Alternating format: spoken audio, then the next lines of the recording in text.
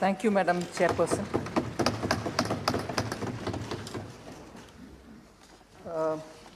Madam, today in the discussion related to the Finance Bill of 2021, 25 honourable members have participated and spoken.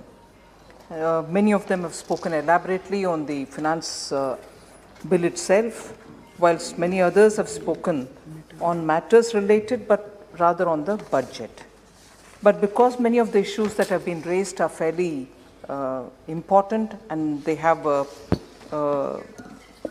repercussions in the sense of information that is in the minds of the honourable MPs, which can of course later be communicated to the society at large, I would, even if they refer to the budget rather than the Finance Bill, I will certainly try to give the explanations.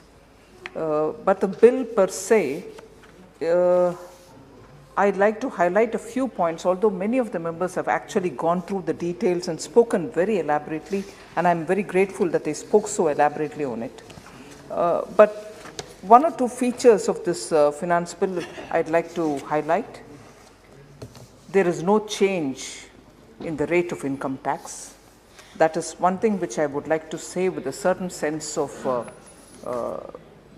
responsibility, because this is a point on which, even as the budget was being prepared, the Prime Minister was clear that we are not going to generate resources by raising tax to meet the contingency which has arisen out of the corona.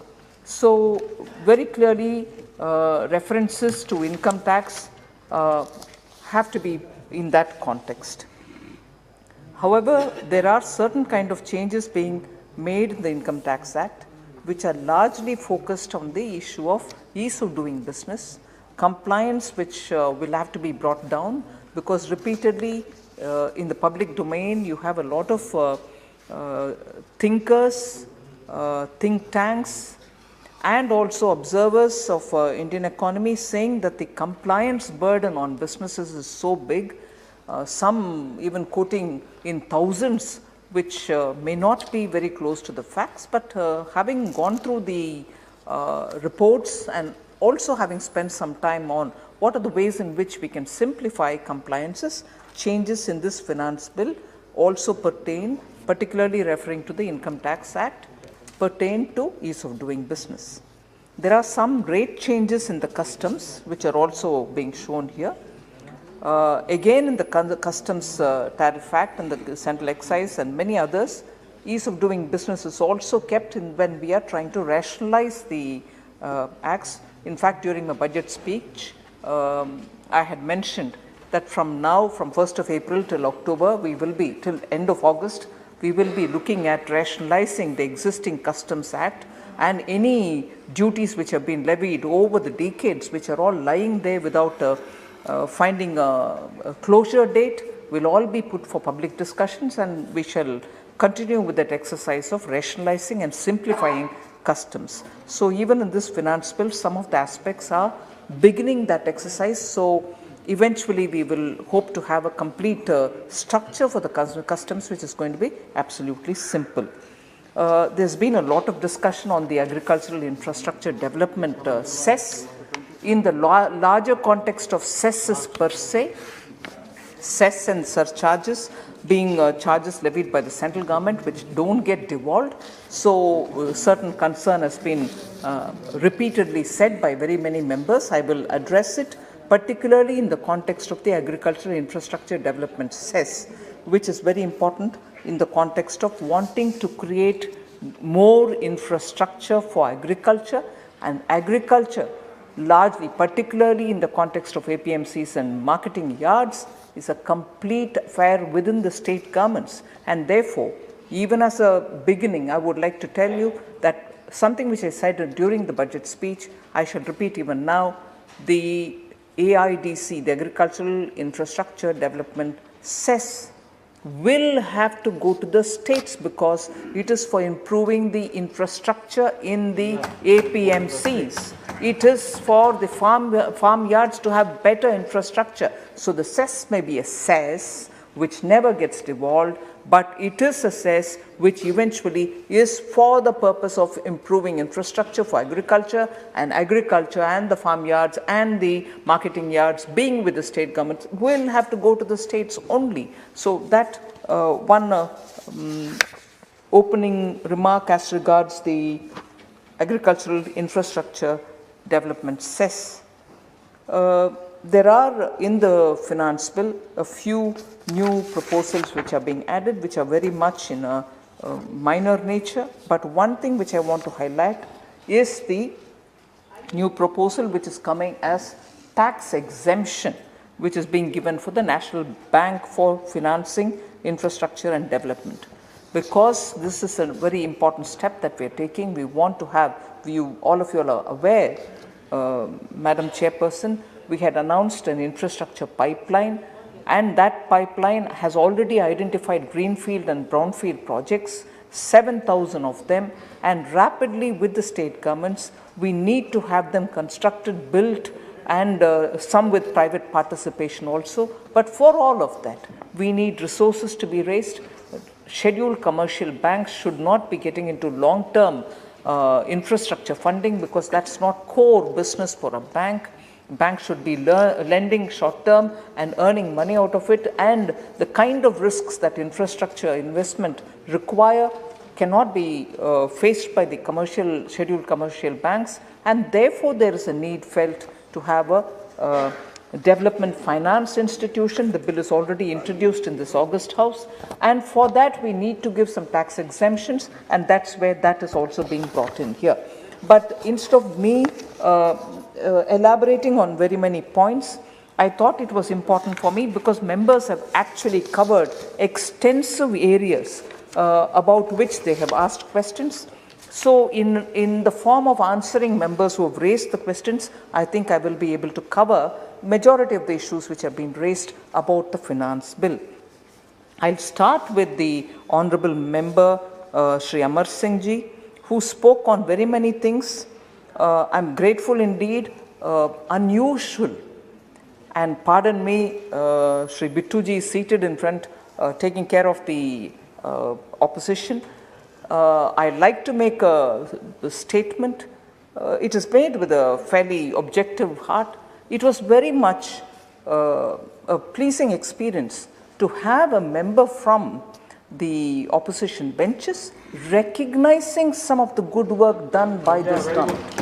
I honestly do want to praise and put that on record, that there is a member in the opposition, particularly in the Congress benches, who went into the details of the finance bill, who picked out points on which he thought appropriate action was taken, timely action was taken. Although he did have points, and I grant him that space, although he did have points where he wanted the government to do better or could have done differently, I'm quite happy to hear the criticism. But I was also pleasantly surprised, and for a change, coming from the Congress benches, a recognition that the government is getting its act together. So thank you, Honorable Member Amar Singh ji. But on one point on which you did raise, the question as to why should there be customs duty imposed on items like nut, bolts and screws, which are normally used in every household, also on toys and so on. I thought it's fairly obvious, particularly considering the fact that many of such items are being produced by MSMEs all through the country. And India's MSMEs have got the capability to produce many of these items. Punjab is quite famous for these kind of work, toys, shoes, sportswears. Many of them are small units who are all doing it. And as opposed to that, absolutely thrown for pittance rate imports were coming in, whose quality was inferior to those which are being manufactured in India, whose safety standards, particularly for toys, the safety standards were pathetic. And many of our, not just me, but even ministers before me in commerce, had taken all kinds of steps to stop this poor quality, poor in safety standards, toys from coming in from you know where. So we have applied our mind and looked at the final consumer goods which are being manufactured in India, There are MSMEs who are manufacturing them, and we didn't have to import them. Therefore, on those units, those items, we have imposed a duty. That has been a very carefully taken decision. It is not supposed to be on raw materials which are coming for, let us say, MSMEs. These are finished goods which are being made by MSMEs in India, and therefore it wasn't as if we wanted to tax those goods which are not being produced in India, which are necessary for us. I move over to a point which Sri Midun Reddy from YSRCP raised about GST invoices, penalties for those companies which have fake GST invoice allegations and whose properties are being attached. I want to make it absolutely clear on this, and just not on this, but on many of the issues which are being questioned on GST. Madam Chairperson, issues related to GST, when they are being posed to the Finance Minister, I take it on board, I will work on them. But the GST related matters are not Ministry of Finance matters. They are the GST Council matters in which many of the states, all states' finance ministers are members. It's a collective decision of the council to take a decision and do it this way or do it that way, and without the council's clearance, no step is taken. So it's not as if the finance minister sitting in the North Block says, right, go attach this property. It doesn't work that way. It doesn't work that way, and therefore we, first of all, on everything to do with GST, I want to be absolutely sure it is a decision emanating out of the decision taken by the council. And with that said, I want to be sure that I am able to answer Sri Midun Reddy ji. It has been noticed that it is difficult to recover penalties levied on the persons who are involved in fake GST invoices. It's just becoming impossible. The proposed provision, which is what the Honourable Member has referred to, would ensure collection of this penalty and would help in discouraging the practice of fake invoices.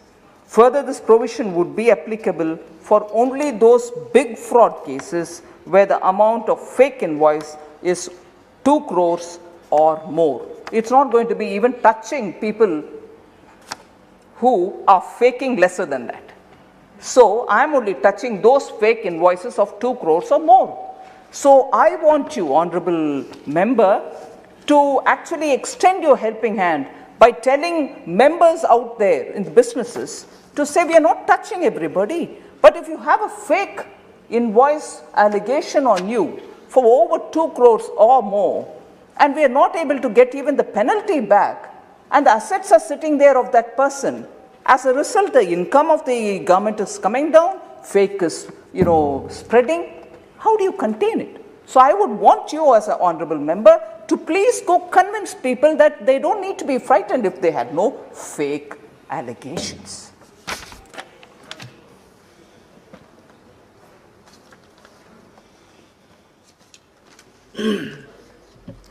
Ma'am, I absolutely don't have any issue with action being taken on fraudsters, but I was only referring to the issue of harassment on people related to the transaction, like chartered accountants or managers in the company. So any person who has done fraud needs to be brought to justice. But what I was talking about is, like, there should not be any harassment on the other people. So if it's done on the owners of the company, it's fine, but not on the accountants, not on the managers, and not on the other things. Ma'am, we don't have a say in the GST Council. But who else should we talk to, ma'am? You're the only person for us. We have. My mic is not on. Where you don't else? have an access to the GST Council? Chairman, sir, I would like to tell the Honourable Member, the Finance Minister of Andhra Pradesh is an Honourable Member of the GST Council. You have every access to it. It's not that, ma'am. Where, as a Parliament member, which other discussion can I raise this, ma'am? Okay. And you being there, I think you should influence the other people also to take a favourable decision. Andhra is just one state in 25-26 states. So we have nobody else other than you to represent us there, ma'am. Thank you. You're welcome to raise, but I'll also give my reply, which includes that your Finance Minister is also equally accessible, and you should really. The other issue you raised was that on the issues of the Finance Commission probably not incentivizing states which have performed well, particularly on criteria of population.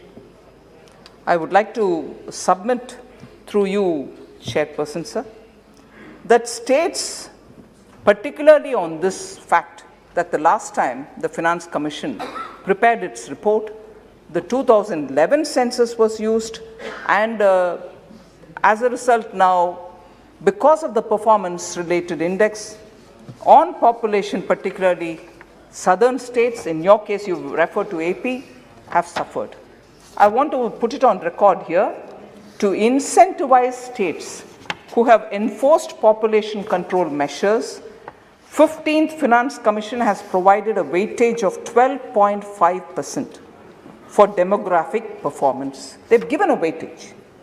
As per this criteria, therefore, states with lower fertility, some of the southern states, inclusive of Andhra Pradesh, states with lower fertility rate will get greater interstate state share. AP has an interstate share of 6.635% in the demographic performance. Criteria compared to overall interstate share of 4.047%. So yours is much higher than the average. It may be mentioned that in the 14th Finance Commission period, overall share was 4.305%. So the Finance Commission has already provided a weightage of 12.5% of the for demographic performance. Under this criteria, states that have lower fertility rate will get higher share. For this component, particularly the subcomponent, AP has 6.635%. So that's been addressed even by the Finance Commission. So, Vinayak Rautji of Shiv Sena had raised quite a few important points. Of course, on the petrol and diesel, the agricultural infrastructure development cess, questions have been raised, which I'm broadly covering, which was already explained that this cess was brought in. I'm telling you on a broad note. Customs duty, I sat through this exercise more than 3 times before the budget terms were finalized. The customs duty was brought down. The cess was imposed for agricultural infrastructure development cess. It was imposed far lesser than the quantum of the reduction in the customs duty. So if 10 rupees of customs duty was brought down and a cess was imposed on it on a particular item, it did not touch 10, it was stopped at 6 or 7, or some cases it was just 5. The principle being that eventually that particular importer of that particular product, on whom the basic custom duty of 10 rupees was on, will end up paying that much only or lesser, but never more. So, end incidence of that agricultural infrastructure development cess on that particular item is that much only or lesser, but not more. So, I want you to appreciate the principle with which we have gone ahead. Much before I go over to talking about the GST, you also, Honorable Member Vinayak Rautji, had also raised the new TCS provision, which imposes a tax for sale over 50 lakhs as being burdensome. The TCS is only at the rate of 0.1%. It's not even 1%, it's not even 0.5%. It is 0.1%. It applies only to those big taxpayers whose turnover is more than 10 crores in the year before. It was imposed last year in the Finance Act of 2020. It is not now, it was imposed even then, and it is intended to widen the tax net Honorable Member Pinaki Mishra was voicing his concern, which is a concern of the entire House, which is a concern I have too. We need to widen the tax base. And TCS is never an additional tax. It is levied, but you can always reconcile with actually what you have to pay. So if you've got something less which has been paid, you can always adjust this. This is not an additional tax. It is a tax collected, but you can always adjust it to the tax due. So credit for tax collected is allowed, and hence it is not an additional tax.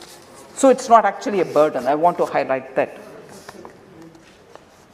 Member Vinayak Raoji also raised question about vaccination, the burden on people who have to take it. You, Honorable Member, may be aware, vaccination even today in government hospitals is for free. Yeah. Anybody who goes through the COVID and goes to the government hospital gets it for free. So there is no burden on the poor who have to go get vaccinated. It's not being charged. And the last of the points which Member Vinayak Raut raised, which many other members also raised, bring petrol and diesel into GST. As I said, and one other member, Honorable Member, also said, the highest tax today on petrol and diesel, Honorable Chairperson, is in Maharashtra. Navneet Ranaji mentioned it probably. So I'm not pointing out whether one state is more or less or whatever. The point is, states also tax fuel, not just the center. And when the center taxes, it's part of, it's not a cess. So it's part of the devolvable amount. So if I collect 100 rupees out of taxing petrol or diesel, of the 100 rupees, 41% goes to the states. So everything that I tax will have to be also given, so long as, of course, it's not a cess or a surcharge. So fuel tax that the center does is shared with the states. But the long and short of it, center also taxes, state also tax. And if there is this concern, and rightly members have a concern about fuel tax, and why not come into GST, I would honestly think, based on today's discussion, many of the states would be watching this, and in the next GST Council, if that discussion comes up, I'll be glad to have it on the agenda and discuss it. I have no issues. Let the states come and discuss it. It has to be taken as a call there. I move to the next issue, where many members probably referred to it, but some members did say about the reduction in the reopening of cases, income tax cases. What was 6 years was brought down to 3. So there was also this confusion about, whereas what was 6-year limit has now gone up to 10-year limit.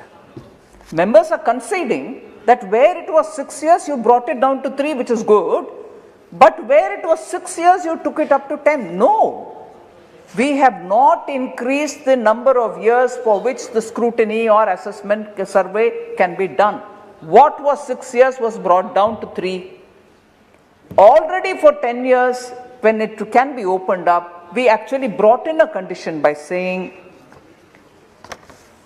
only where up to 50 lakh of undisclosed income is in question, and only in such cases will it be opened, and it can be opened for up to 10 years.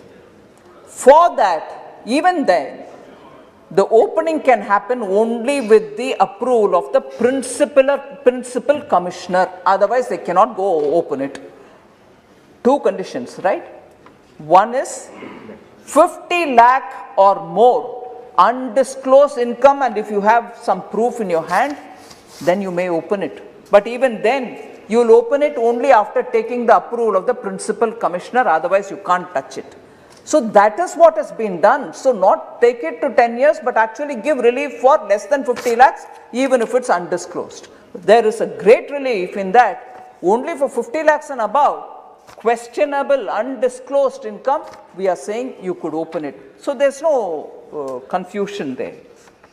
Then again, for foreign assets reopening, there was time limit of 16 years. which has been reduced to 3 years. This must be restored to 16 years, was Honorable Member's comment. So my reply on that point is, for foreign undisclosed assets, the Black Money Act would be applicable, and for action under that act, there is no time limit. So I can't raise it from 5 to 10 or 15 to 16 or anything. It is the Black Money Act which governs there. So Member Ritesh Pandey spoke about the equalization levy. Yeah. And he said is tax on online transactions, it's an extra burden and discourages online transaction. This government is very much in favor of digital transactions. We'll never do anything to undermine it. But yet, equalization levy is a tax which has been imposed to give level playing field between Indian businesses who pay tax in India and foreign e-commerce companies who do business in India but do not pay any income tax here. So let's be clear. We are only trying through the equalization levy to treat everybody who is operating in India equally. And if they pay income tax here, the e-commerce companies which are foreign, if they pay income tax here, then the equalization levy is not applicable on them. Hence, there is no extra burden on any company. And then through the government amendment that I am moving today, I intend to clarify that this equalization levy is not applicable on consideration for goods which are owned by Indian residents. Thus, the concern raised by the Honorable MP regarding extra burden would not be there at all. Member Supriya Sule, probably, is she here? I can't see her. Oh, yes. Has raised several questions. I first of all want to address this question of 2.5 lakh, which is on the PF, employee contribution on the PF. I think this was responded to even during the budget discussion. I had said that this 2.5 lakh actually covers majority of the people who normally invest money here. They get tax concession. They don't have tax when they withdraw. So that is fully justified. But there was this 1% of people in the EPF contribution who were going up to 5 crores contribution also. Where is 2.5 lakh, which is helpful to all the workers? But that which is being deposited as 5 crores, how many of them are there? Hardly 1%. And this 2.5 is covering majority up to 90, 92%, 93% of the people who are depositing, and I don't think therefore this is going to affect the interest of the workers for whom that interest-free, tax-free, interest, assured interest and tax-free is provided under this scheme. So the limit has been kept, keeping in mind that small and medium taxpayers are not impacted by this step. Through the government amendment that I am bringing now, I intend to raise this limit to 5 lakh. There is one addition which I want you all to know about. This amount is now being raised to 5 lakhs in those cases, and only in those cases, where there is no contribution by the employer in that fund. So most often it is employee contribution and employer's contribution. But there are contributions which are only employee and no employer contribution is made. In such cases, that amount is raised to 5 lakhs. And then this question about ULIP, where insurance gets linked to the unit. We have segregated that because we wanted to bring in parity for investment with mutual funds as related to the units also. So when units, which is also like mutual fund related fund, and that gets linked up with insurance, we've tried giving a equal treatment.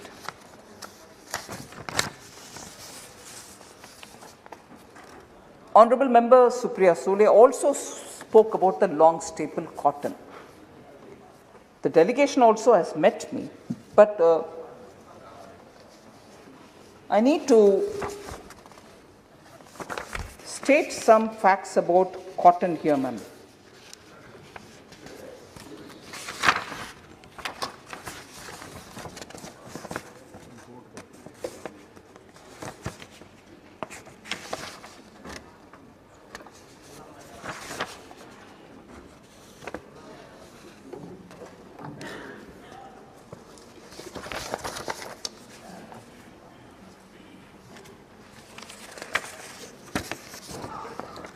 Sorry, I'm taking a bit of time. Actually, cotton imports in this country, the duty was raised from nil to 10% some time ago. And there is some growing of even long staple cotton happening in India. So it's not as if it's completely without, we don't have long staple cotton and therefore taxing us will become disruptive of the industry. No, it's not. And also the fact that long staple cotton is used for very few items of export. The delegation has met me. I'll try to see what I can do about it, but it is not as if we brought this without much of a thought or mind application. I just wanted to explain that to you, ma'am.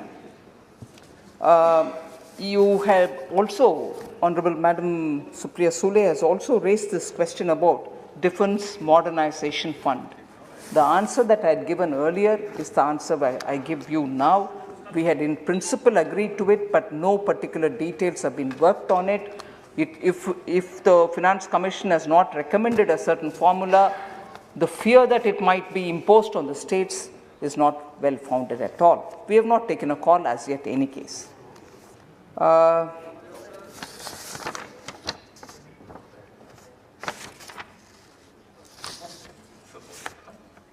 Yes, I think I found the cotton-related inputs.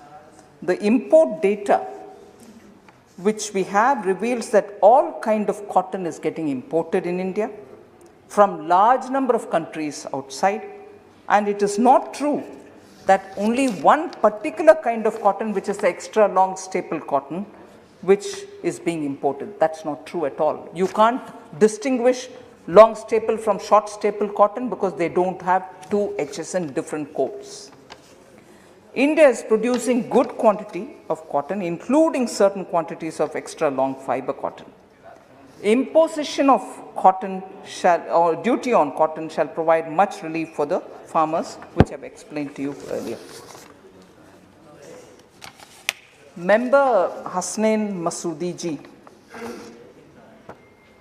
74% of insurance, 74% opening up or lifting the ceiling of FDI in insurance will help private insurance, because they are out there in big numbers. I explained that yesterday. They are running short of resources. They don't have enough money in the market to be raised for meeting their developmental expenditure. So that is more towards those private insurers who have come into this country post 2015. The other information is LIC. I got the impression, correct me if I'm wrong, that you tried bringing in LIC into that debate. LIC's IPO is for retail investors in India to buy it. In India, retail Indian citizens having a share in LIC is what the IPO is for. That and the FDI are totally different subjects. In fact, yesterday I kept saying, yesterday's FDI related response and the bill had nothing to do with LIC at all. So I want to highlight the fact that they are two different issues. And also one thing which again I want to repeat in the context of Honorable Member Masoodi raising issues here, the government through the budget has announced a strategic sector policy through the policy of public sector enterprises. Financial companies, insurance companies and banks are all recognized as being part of the strategic sector where the public sector enterprise presence will continue. public sector enterprises will still be there, because bare minimum presence at least of public sector will be in those sectors which have been identified as strategic sectors. Of course, for rationalizing, we may amalgamate them. Of course, after amalgamating so that they get the scale, there may be one or two who may not be able to amalgamate. We'll have to see how disinvestment can work on them. So strategic sector includes insurance, includes financial institutions like banks and so on. I'm almost coming to the end so that members know that my reply is not for too long. Honorable Chairman, you've been very kind. You gave me a lot of time. I just want to highlight the fact which I did say earlier. Many MPs have raised issues related to GST. There are frequent changes in the GST law and procedures, imposition of late fee, provisions like attachment of property, and so on. I just want to reiterate the fact that the changes in GST law, procedure, rates are all decided at the GST Council. It's not just me. These recommendations are made by the Council. And after extensive discussions, only then and detailed examination of the recommendations are done through the various committees which are in the GST Council. So it is, I think, important to take into consideration that the GST decisions are very clearly taken by the Council and not the Finance Ministry. Minority affairs. There were very many members who said, no, this has nothing to do with the finance bill, but the budget. At that time also I answered this question, but this seems to be a point which gets repeated. I want to explain it. The allocation for minority affairs has not come down. Let's be clear, please. 1920, the actuals for minority affairs was 4,431.65 crores. And what is it in the BE now?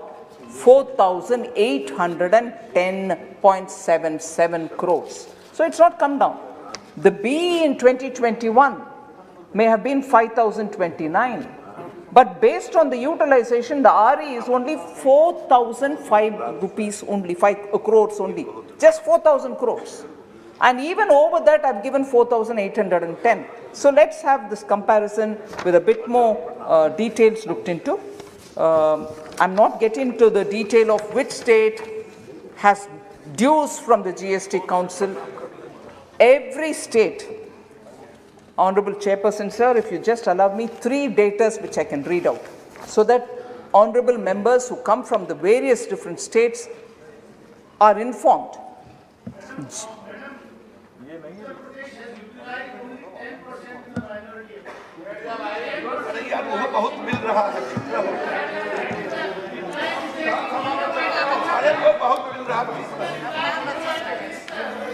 आप minority कहा हो तो majority हो गए हो minority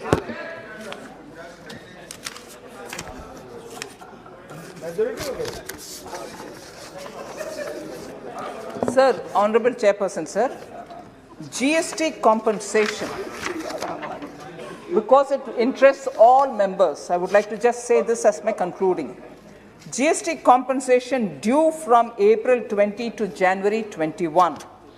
April 20 to January 21, 2,17,844 crores.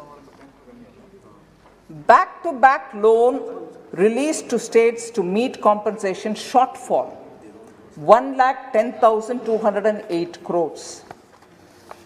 Compensation to be released from compensation fund in March 2021, which is this month, before the end of this month, is 30,000 crores. So compensation likely due to states and union territories in the financial year 2020-2021 is 77,636. So let this be in the back of our minds. The breakdown by states is with me. There were particularly loud calls for Maharashtra. I would like to say the GST compensation pending to be released to the states list, which I've read out for the total. Now I'm just telling for Maharashtra, I'm not saying for the other states. Maharashtra 32,295, that's the compensation due from April 20 to January 21. 11,977 crores have been released to the state of Maharashtra through special borrowing to meet the short release of GST compensation. So that also to be taken on board. Sir, last was Shri Pinaki Mishra, who spoke about disinvestment. You don't have a record. Earlier, what you claimed you didn't achieve. I fully concede that. In a year where your disinvestment was to be achieved, but when the markets were tepid, we couldn't move because in the year 1920, there were also all kinds of stress in the market. So I couldn't see a prospect of being able to successfully engage in disinvestment, so that year the figures were not achieved. I am hopeful now, because post-Corona and even during Corona, we saw the way in which the market has been buoyant. So I'm hopeful that I'll be able to achieve. On the tax base, you are right. We are trying to simplify the returns and also simplify the filing procedures so that people are attracted towards getting on board and be compliant. Tax rates are also being brought down. Tax disputes, I think we have spoken quite a lot on it, are being settled through various schemes. We shall continue in that mode. Some with Vivad Se Vishwas dates are also being dealt with. Some of the compliances for the startups have also been extended. I think largely, there was one question Honorable Member Amar Singh raised about agriculture ka amount ghata diya. No, I said this even on that day when I was replying. 10,000 crores kam ho gaya hai. कम नहीं हुआ. हम बंगाल को, waste Bengal को मन में रखते हुए 10,000 crore budget में प्रोविजन कर रखा था. बंगाल से किसान का लिस्ट नहीं पहुंचा, इसलिए बंगाल किसान को पैसा नहीं मिला. वो अमाउंट वैसे की वैसे पड़ा हुआ है, इसीलिए वो कम नहीं हुआ, अमाउंट पड़ा ही हुआ है. So I want you to be clear. There's one issue, Danish Ali ji, I've responded to you. Don't keep. नहीं, आपके आवाज इतना भगवान की कृपा से तेज है, मेरे से नहीं होता है. आपको चिल्लाना, इक्वली चिल्लाना नहीं होता मेरे से. Sir, Honorable Chairperson, sir, I want to, on the issue of minority budget, I think Honorable Member Syed Imtiaz Jaleel raised an issue on minority budget. I have answered that. But one point on which I would actually like the Honorable Member to stand up for this House. He referred to, don't take only those reports which are in your favor, because Moody's report was referred to by Hamare member Kotak ji. And he referred to the Freedom Report and said, नहीं, उसका भी आप संज्ञान में लेना चाहिए. संज्ञान में लेके ही मिनिस्ट्री ऑफ एक्सटर्नल अफेयर्स उनको सटीक जवाब दिया है फ्रीडम रिपोर्ट का. मगर मैं मेंबर का मदद चाहती हूं एक विषय में. कम से कम वो फ्रीडम रिपोर्ट वाले को, जिसका जिक्र आप इधर कर रहे हैं, उनको कह दीजिए भारत के नक्शा मैप जो गलत उन्होंने उनको उनके वेबसाइट में, उनके रिपोर्ट में डाले, उसको करेक्ट कर लें. आप उसमें मदद करिए इस हाउस को. इस हाउस को आप मदद करिए. जिस फ्रीडम का जिक्र इधर कर रही है, नहीं आप बैठ जाइए, रिक्वेस्ट कर रहे हूं. नहीं, आप जिस रिपोर्ट का कर रहे हैं इधर, आप उनको कह दीजिए. आप ऐसे क्यों नक्शा बना रहे हैं? और जिस थिंक टैंक ने हमारे नक्शा तक सही नहीं बनाते हैं, उनको जिक्र आप इधर क्यों कर रहे हैं? इस हाउस में कम से कम एक मत होना चाहिए. Thank you, Chairman, sir. I think I've responded to majority of the members. I wish the bill pass.